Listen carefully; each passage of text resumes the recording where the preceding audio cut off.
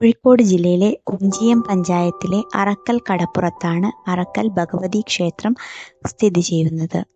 ഈ ക്ഷേത്രത്തിന് 500 വർഷത്തെ പഴക്കമുണ്ട്. അറക്കൽ ക്ഷേത്രത്തിലെ പ്രധാന പ്രതിഷ്ഠ അമ്മ മകൾ ഭഗവതിമാരാണ്.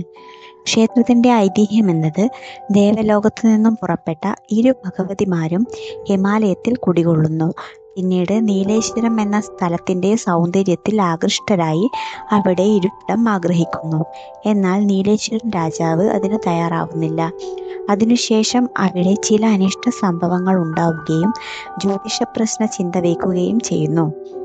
അതിൽ ദേവിമാരുടെ സാന്നിധ്യം തെളിഞ്ഞതിനാൽ രാജാവ് തൈക്കടപ്പുറത്ത് ക്ഷേത്രം പണിത് ദേവിമാരെ അവിടെ കുടിയിരുത്തുന്നു.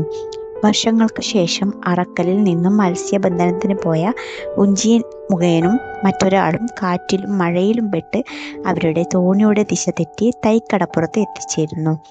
അവർ ദേവീക്ഷേത്രത്തിലെത്തി മനം നൊന്ത് പ്രാർത്ഥിക്കുന്നു. കടൽ ജോലിയിൽ നിന്നും തങ്ങൾക്ക് കിട്ടുന്നതിൻ്റെ പകുതി വഴിപാടായി സമർപ്പിക്കാമെന്നും നേർച്ച നേരുന്നു. പിറ്റേ ദിവസം നേരം പുലർന്നപ്പോൾ കാറ്റിൽപ്പെട്ട് ദിശ തെറ്റിയ ഒരു പായ്ക്കപ്പൽ അവർ കടപ്പുറത്ത് കാണുന്നു. പായ്ക്കപ്പലിലുള്ളവർക്ക് അവർ ശരിയായ ദിശ കാണിച്ചു കൊടുക്കുന്നു. സന്തുഷ്ടരായ കപ്പലുകാർ അവർക്ക് പൊന്നും പണവും നൽകുന്നു.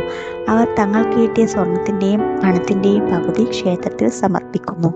സന്തുഷ്ടരായ ദേവിമാർ പഞ്ചവർണ്ണക്കിളികളായി അവരുടെ കൂടെ അറക്കലിലെത്തുകയും അവിടെ കുടികൊള്ളുകയും ചെയ്തു എന്നതാണ് ഐതിഹ്യം.